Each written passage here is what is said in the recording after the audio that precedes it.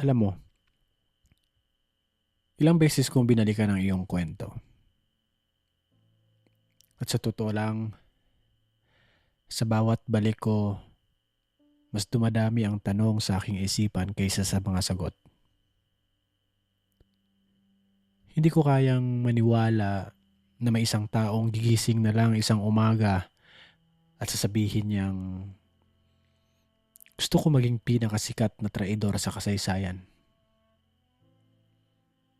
Hindi naman ganun ang nangyari, di ba? Kaya ang tanong ko, saan ba talaga nagsimula? Nadismaya ka ba? Naging masyado ka bang ambitious? O dumating ka sa point na hindi na si Jesus na nakakasama mo ang Mesiyas na pinipinta ng iyong isipan? Kasi alam mo kung anong napansin ko? Karamihan sa mga tao, dumidiretso agad sila sa iyong pagtataksil. Pero ako, naniniwala ako na kung ano man ang iyong nagawa, ito ay bunga ng isang bagay na umugat sa iyong puso. Sabihin na lang nating may nangyayari muna sa iyong puso bago nangyari ang lahat doon sa pagtitipon ng mga pare. Alam mo, curious lang ako. Anong pakiramdam?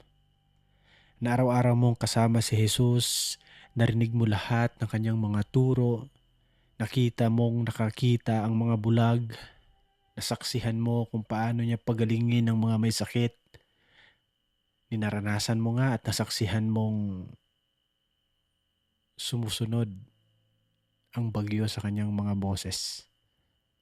No, imagine that. Araw-araw mong kasama si Jesus at araw-araw mo halos nakikita ang kanyang mga ginagawang himala. Pero parang hindi naapektuhan ang iyong puso.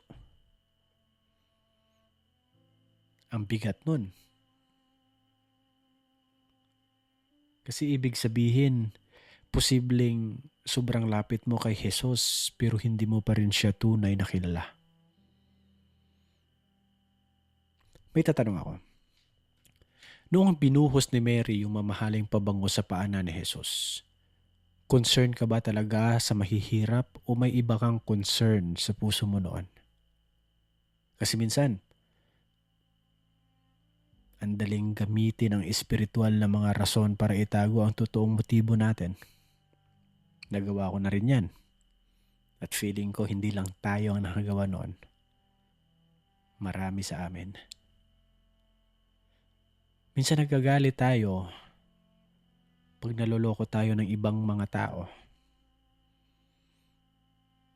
Masakit, di ba? Pero alam mo kung ano ang mas masakit? At hindi lamang masakit, bagkus, nakakatakot rin. Kapag sarili na natin ang niloloko natin. 30 pieces of silver. Alam mo, feeling ko masyado nating pinagtutuunan ng pansin ang halaga. Hindi naman ito tungkol sa presyo. Tungkol ito sa kung ano ang pinagpalit mo. Ano ang ipinagpalit mo sa relasyon mo sa Panginoong Hesus. At yun ay para sa isang bagay na akala mo mas makapagbibigay sa iyo ng satisfaction. And honestly, ginagawa pa rin namin ito hanggang ngayon. Hindi nga lang sa pilak, pero minsan sa karir, sa validation, sa comfort, sa mga kasalanang inaalagaan namin o sa isang relasyon na alam naming hindi tama. Kumbaga, sabihin na lang nating Nagbago yung currency pero hindi pa rin nagbago ang kalakalan.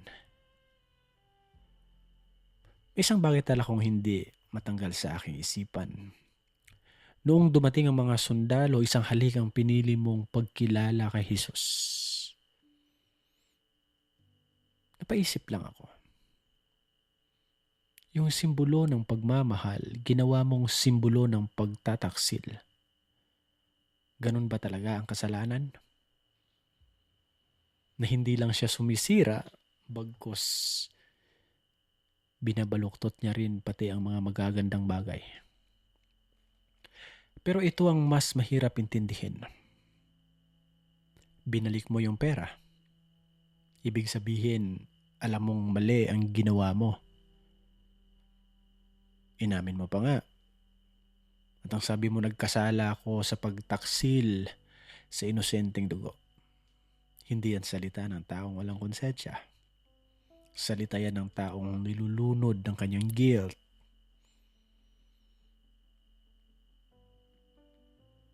Kaya ito talaga ang tanong ko. Kung alam mong mali ka, bakit hindi ka bumalik kay Jesus? Kasi si Peter, nag-fail din naman. Grabe rin. 3 beses niyang itinanggi si Jesus. Ikaw, 1 beses lang. Pero bakit? Ang kwento niya nagtapos sa isang napakagandang kwento ng restoration, samantalang yung sayo ay nagtapos sa isang napakalungkot na desperation.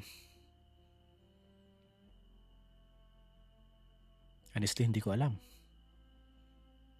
Ito ba ay dahil sa sobra mong kahihiyan? O baka napaniwala ka na sobra na ang iyong kasalanan? O baka napaniwala kang may limitasyon ang kanyang biyaya? Pero ito ang alam ko. Hindi lang tayo natutukso ng kaaway na magkasala. Madalas, mas gusto niyang paniwalaan natin na pagkatapos nating magkasala, ayaw na sa atin ng Diyos. At yun ang mas malaking kasinungalingan. Kasinungalingan na sa tingin ko, pinaniwalaan mo.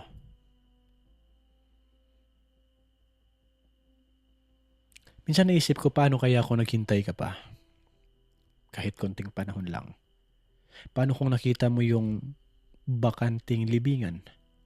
Paano kung narinig mong tinawag ni Jesus ang mga disciples? May isip mo kaya na baka kasama ka rin? At maririnig mo kaya ang iyong pangalan na kanyang tatawagin? Hindi ko alam. Pero baka kaya nandito pa rin ang kwento mo. Hindi para lagi ka naming husgahan, kundi para lagi naming tanungin ang aming mga sarili ng tanong na ano ang unti-unti kong ipinagpapalit kay Jesus. Kasi ang betrayal hindi nagsisimula sa halik. Nagsisimula ito sa pusong dahang-dahang lumalayo.